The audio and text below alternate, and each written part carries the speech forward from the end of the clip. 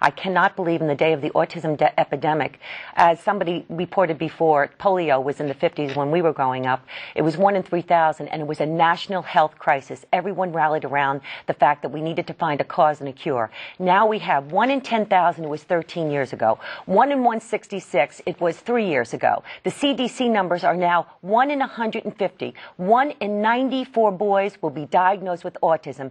This is truly a national and a global epidemic. Isn't you shocked by this?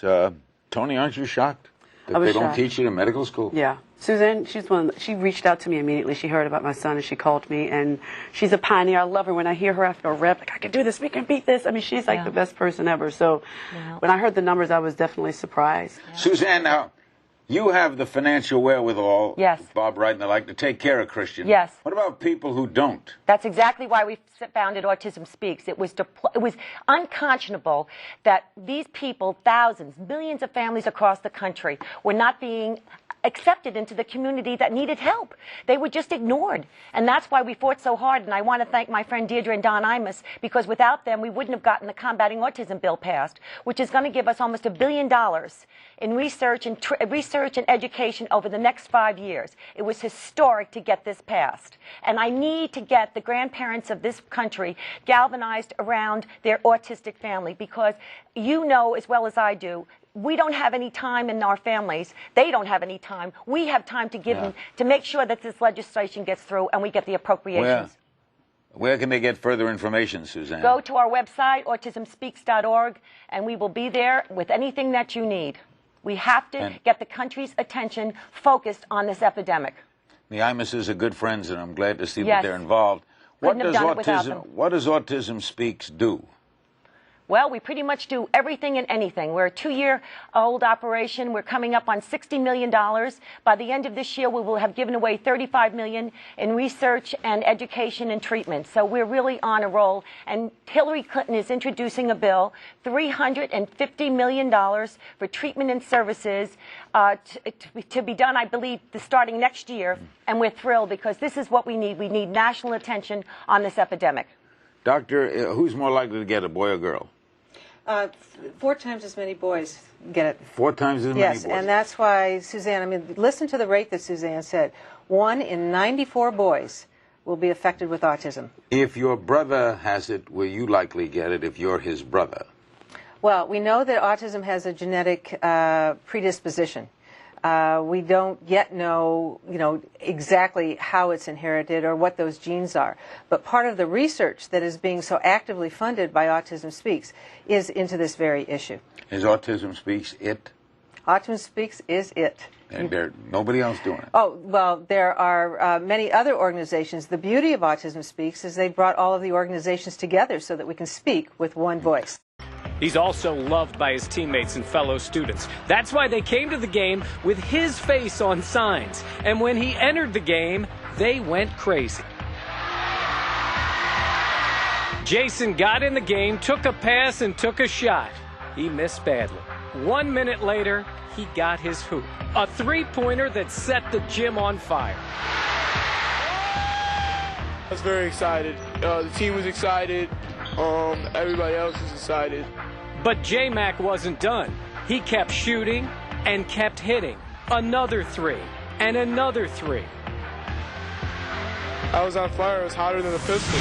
All right. Apparently it has no effect athletically, Dr. Robinson? No, actually, it often does have effect athletically. To the good? No, actually not to the good. So what happened there? My guess is he's worked very hard at that in order to develop that as a skill. And it's just wonderful. Bill, you're an athlete. What do you make of that? I'm telling you that it's difficult. I don't care if you have nothing wrong with you. It's tough to make that shot 3 times. Hey, man, 3 out of 4. You know, some of the people might say, listen, give me some of that. You are not kidding. What is that little blue pin you're wearing? This is our Autism Speaks pin, and it's also our logo, and it represents the pieces of the puzzle. Right now, we are getting some clues. Each one is a piece. They're not yet connected as to the whole, but that's what all of the emphasis on raising the funds, getting the government involved, is so that we can put this mystery together and figure out what's going on. Gary, was your daughter treated differently by other people? We never wanted to keep it from anybody, and especially in a school setting. And when she went into school, my wife decided to write a letter to each teacher and to all the parents of her classmates explaining Mary and the history of her and what we had been through and what we had done in terms of therapy and intervention. And the same thing took place. These kids in the classroom took it upon themselves as their responsibility to help her get better, and they each affected each other. So a lot of those kids were walking tall after their experience with her. How's your boy treated? It's been challenging. My oldest son, who's 5, his friend, it's like, what's wrong with your brother? Your brother's weird, little things like that. But he's 5. I mean, what is he supposed to ask? So that can be hard to explain to my 5-year-old when he said, how come Diesel doesn't talk, or why does he act that way? So that hurts my feelings on that, but it's getting better. Suzanne, what happens when people come and see Charlie?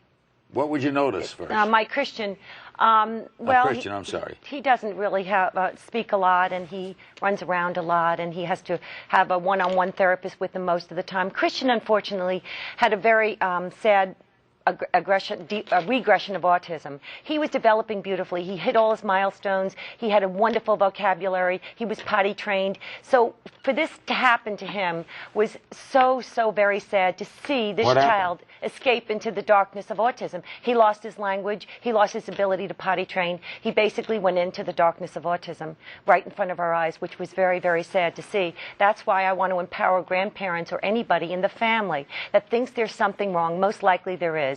We suspected something at about 18 months, but because a baby was born and they had moved, boys will be boys, boys will regress. Many of the doctors said, don't worry about it. In the day of the autism epidemic, you cannot accept anything but second and third opinions to make sure that nothing is wrong with your child.